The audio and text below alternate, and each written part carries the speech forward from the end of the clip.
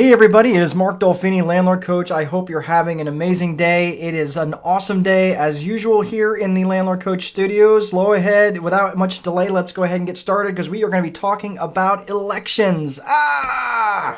Four, three, two, one, zero, ignition, liftoff.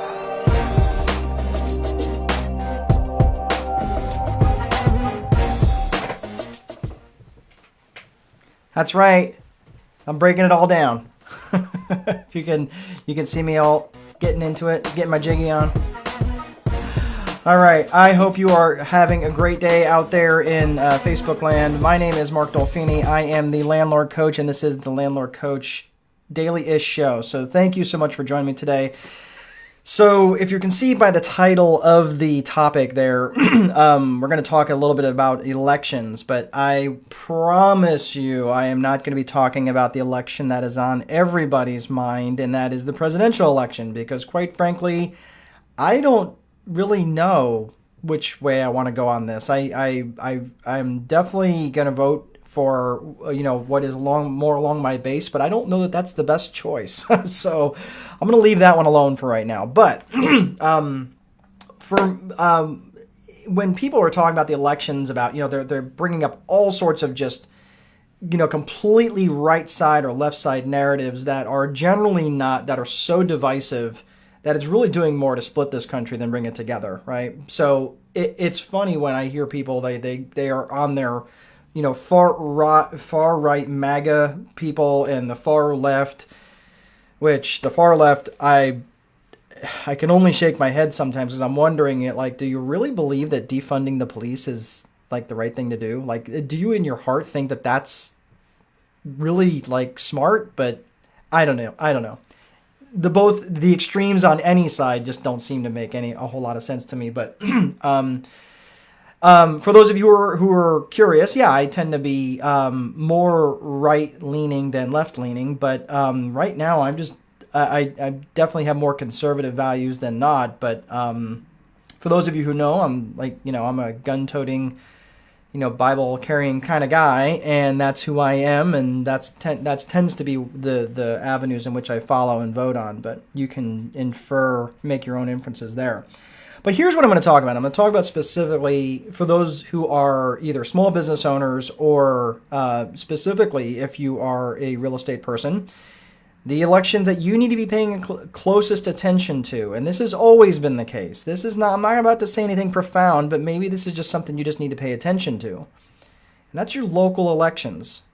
I promise you that your local and state elections have way more to do and have much larger impact on your daily life than most likely the presidential, even national, congressional, Senate elections.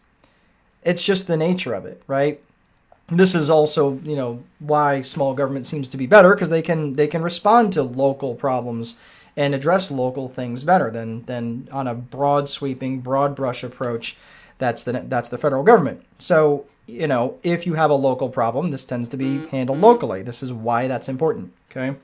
So I say this because you've got a couple of elections that have no question are going to be happening in your local area that are going to impact your ability to operate in a post-COVID world way better and way more impactful and are going to impact your world much more closely than anything else. That's going to be your city elections, your county elections, and especially your judicial elections.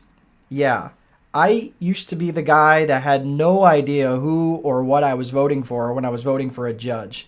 No clue. I didn't even care that I didn't know, because the fact that I was voting for a judge, I was like, well, why?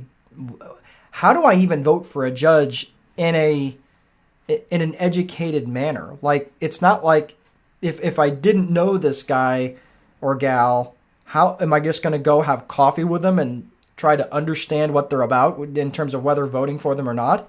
Especially if it's an uncontested election. Like, if you've got one person on the ballot that's running for judge, okay, there might be a debate, there might not be. And even then, if you're not necessarily an educated person in terms of what they do as a judge, how in the world can I make an educated choice? It's like voting on who's the best, college quarterback if I don't even watch the game, right? That makes no sense. So if I'm not in the world of criminal justice or whatever, especially if I'm not in the world of evictions or that sort of thing, if I don't do them often, how in the world am I going to know how this judge is going to make choices, right? Unless I'm in that world. Now, I am in that world, and I will tell you, at least in the world of evictions and things like that, we don't have a lot of them, but, in the grand scheme of things, what questions would I ask? Well, what questions more are in alignment with how I do business? If I had an opportunity to be in front of a judge who's going to be potentially elected to an eviction court to oversee that eviction court, I would want to know what kind of policies, how are you going to run your court? Why is that relevant? Well, I'll use this analogy. We've all been to hey, James Martin, good to see you. We've all been to a McDonald's that has run well, right? We've all been to a McDonald's that has not been run well. And that's because of management, right? That's because of the person who's operating that particular establishment. It's no different in a court. It's no different in a courtroom.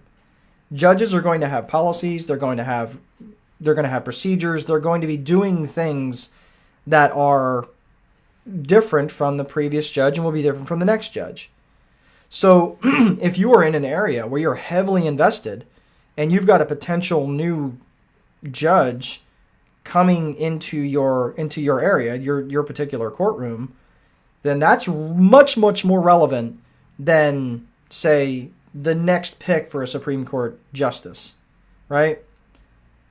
And I'm bringing that up because we just had one of the Supreme Court justices pass away, Ruth Bader Ginsburg. It's all over the news.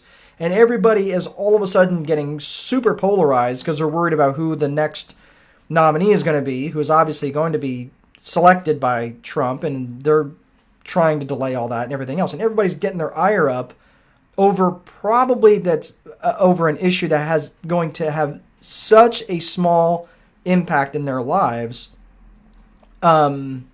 that it kind of makes me wonder, is this really the hill you want to die on? Is this really where you want to spend your bandwidth? And on that, I'm just I'm gonna stop here for just a second because I think it's a little bit, I don't know.